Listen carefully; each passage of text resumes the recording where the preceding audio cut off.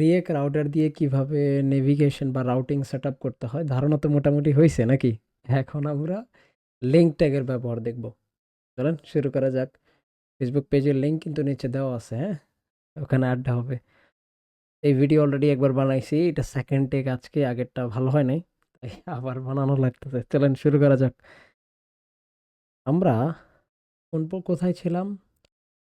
যখন স্ল্যাশ আমার কোডিংয়ে যাব, আমার কোডিংয়ের পেজ দেখা যাবে। ব্যাকে আসলে হোম দেখা যাবে, স্বাভাবিক। এখন বারবার কি অ্যাড্রেস বারে টাইপ করে যাব? না। কেমনে যাব? বাটনে বা লিঙ্কে ক্লিক করব, চলে যাবে। ঠিক আছে, ভালো কথা।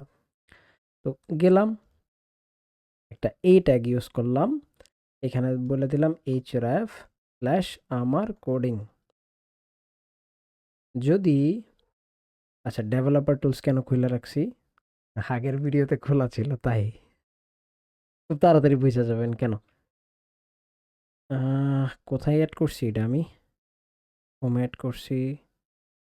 আমার কোডিং ট্যাক্স দেই নাই। আচ্ছা ঠিক আছে, আমার কোডিং, বা আপনার মতো করে একটা ট্যাক্স দিলেন। যদি এখানে ক্লিক করি, খেয়াল করবেন আমার কোডিংয়ে চলে আসছে, ভালো কথা। বাট এইখানে তো রিলোড নিছে পেজটা।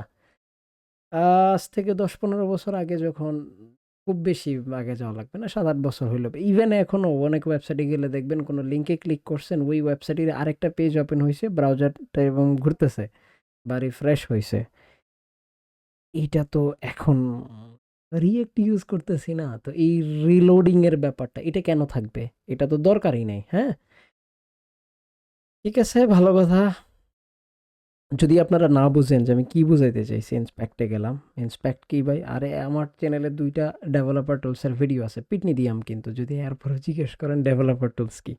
নেটওয়ার্কে গেলাম, তারপরে ফার্স্ট স্লো 4G করে দেই। ব্যাকে আসলাম, রিলোড দিলাম।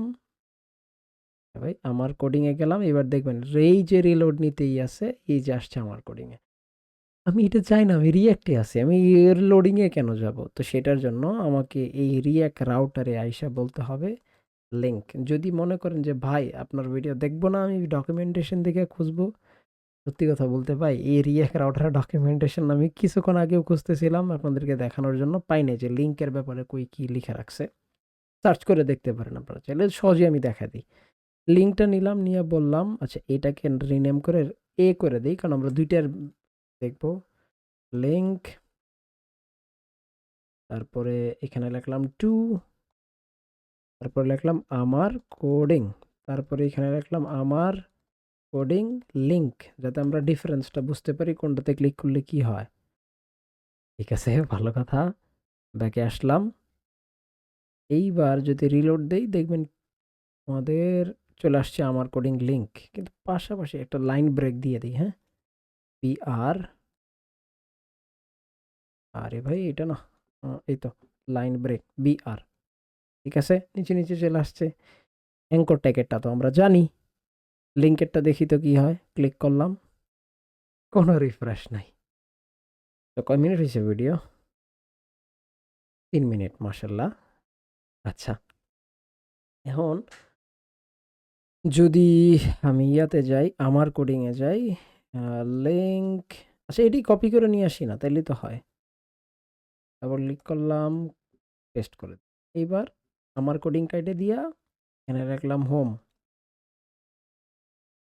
তাহলে কি আমরা এক পেজ থেকে আরেক পেজে যাইতে পারতেছি? হোমে ক্লিক করলে হ্যাঁ যেতে পারতেছি, এবং রিফ্রেশও হচ্ছে না। এটাই হচ্ছে এসপিএ, সিঙ্গেল পেজ অ্যাপ্লিকেশন। আর একটু কোনো একটা ভিডিওতে বিস্তারিত বুঝায় বলবো না এসপি এর মানে কি। রিঅ্যাক্টের লিঙ্ক ট্যাগ ইউজ করলে এই পেজগুলো রিফ্রেশ নেয় না। ইন্টারেস্টিং না? অবশ্যই interesting. And it's good user experience অনেক ভালো হয়ে যায়। তো আমরা কি শিখলাম মোটামুটি লাস্ট ২ ভিডিওর এই ভিডিওতে?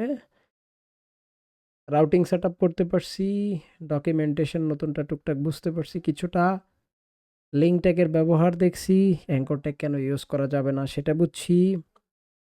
তারপরে প্রোগ্রামেটিক্যালি এক পেজ থেকে আরেক পেজে নেভিগেট করতে পারতেছি। নেভিগেট মানে কি? নেভিগেট এক পেজ থেকে আরেক পেজে যাওয়া। তো এই দেখা হবে আপনাদের সাথে পরের ভিডিওতে, যেখানে আমরা দেখব বিস্তারিত কম্পোনেন্ট, রিয়েক্ট রাউটারের কম্পোনেন্ট, নরমাল কম্পোনেন্ট না, আর nested route child children children আচ্ছা চিলড্রেন প্যারেন্ট। তো এগুলো নিয়ে আমরা বিস্তারিত আলোচনা করব। মোটামুটি আর 2টা ভিডিওতে কভার হয়ে যাবে। দেখা হবে পরের ভিডিওতে। বাই দ্য ওয়ে, যদি চিন্তা করেন ভাই একটু যদি সেক্স নিয়ে কথা বলতেন, কারণ আমার প্রজেক্টে সেক্স দেওয়া আছে, কোনো সমস্যা, আমরা এটা নিয়েও কথা বলবো, আরেকটা ভিডিও বানায় দিব। ওকে।